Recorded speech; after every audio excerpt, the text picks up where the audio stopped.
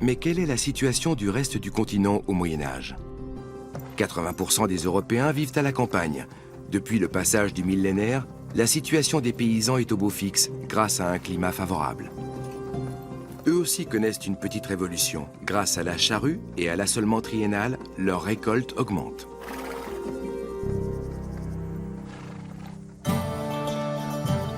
Les Européens n'ont plus à craindre la famine.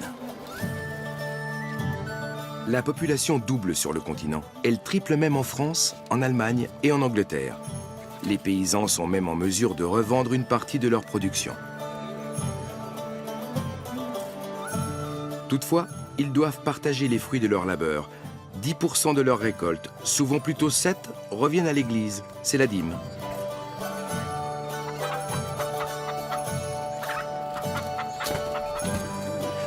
En outre, les seigneurs à qui appartiennent les terres prélèvent eux aussi leur part.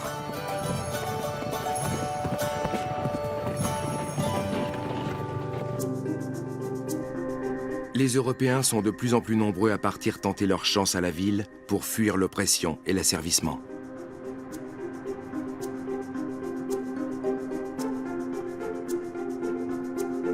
Vers 1200, environ 1 millier de nouvelles villes se constituent autour de places de marché, d'évêchés et de châteaux. Au XIVe siècle, on en compte déjà 3000 au cœur de l'Europe. Une révolution urbaine est en marche.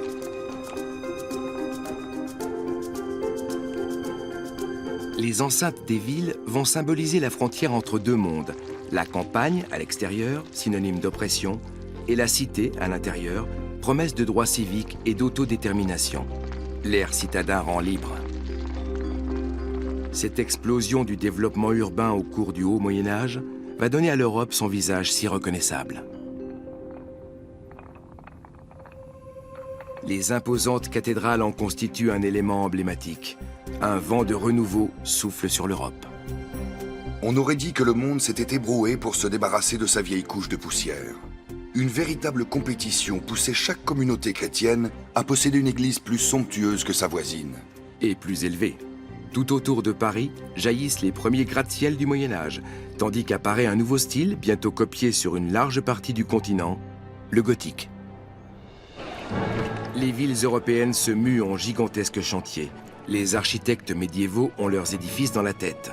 Il suffit donc à leur expérience pour les concrétiser, mais aussi aux connaissances mathématiques antiques ou à celles rapportées du Moyen-Orient par les croisés. Même l'arc en ogive serait importé d'Orient. Qui l'eût cru? Les chantiers, qui s'étendent souvent sur plusieurs siècles, sont une affaire européenne. Maîtres d'œuvre flamands et français, tailleurs de pierre lombards, charpentiers du sud de l'Allemagne, travaillent main dans la main. De la sorte, se bâtissent en parallèle les relations européennes. La maison Europe, pour ainsi dire.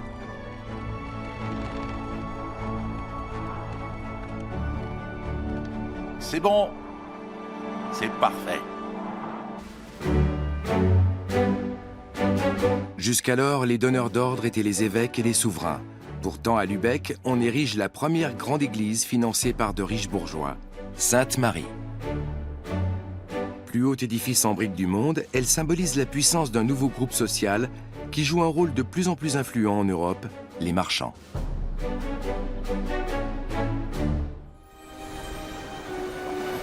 Grâce au commerce maritime, l'Occident commence à découvrir le monde. Pour les négociants italiens, aucune route n'est trop longue et aucun voyage trop dangereux s'il y a un bon profit à la clé. Pourtant, il suffit d'une tempête ou d'une attaque de pirates pour ruiner un investissement.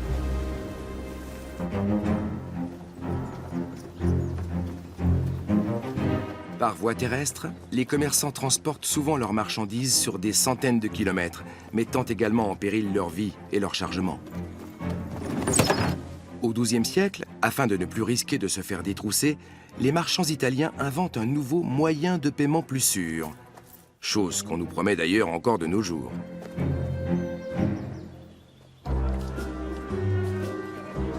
Leur idée est aussi simple qu'ingénieuse.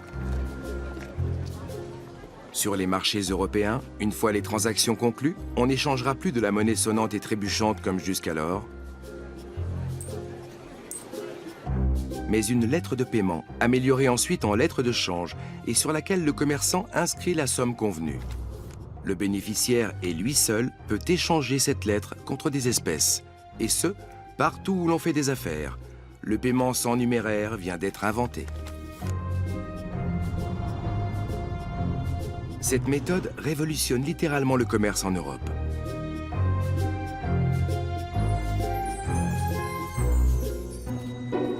En Italie, les banchieri, ou changeurs, exercent leur activité de manière on ne peut plus simple, en plein air, sur une table et un banc, banca en italien, à l'origine du mot banque.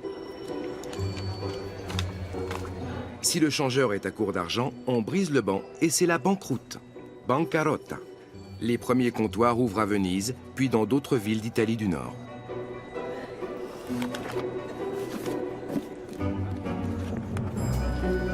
Bientôt, les changeurs gèrent aussi les dépôts de leurs clients. Leur caisse étant toujours plus pleine, ils commencent également à accorder des prêts. Assortis d'intérêts, cela s'entend. L'argent devient ainsi lui-même une marchandise avec laquelle on peut commercer et que l'on peut faire fructifier. Il devient un capital. Les banquiers d'Italie du Nord préfigurent une nouvelle ère. Ce sont les premiers capitalistes.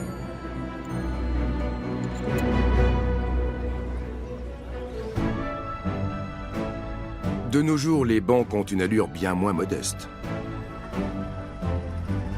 Au XIIIe siècle, les banquiers italiens fondent les premières institutions de crédit d'Europe et déclenchent une dynamique que plus rien n'arrêtera. De nos jours encore, dans de nombreux pays, nombre de termes bancaires sont issus de mots italiens.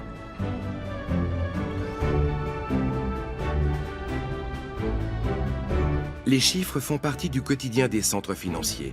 Mais s'ils nous apparaissent aujourd'hui comme une évidence, ils ne sont arrivés en Europe qu'au XIIe siècle. Plus précisément, à Pise, le fils d'un notaire de la ville, Leonardo Fibonacci, passe son enfance en Afrique du Nord où il se familiarise avec la numérotation indo-arabe. De retour dans son pays, il va non seulement faire découvrir à l'Europe le système décimal, mais également le chiffre 0. Jusqu'alors, les Européens comptaient à l'aide des chiffres romains, un système peu commode. Désormais, MMCCC, etc. devient 2387, ce qui facilite grandement la vie des banques.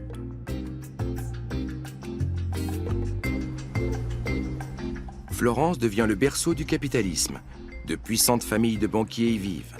Grâce aux capitaux qu'ils investissent, la ville va prendre son essor et devenir la perle de la Renaissance.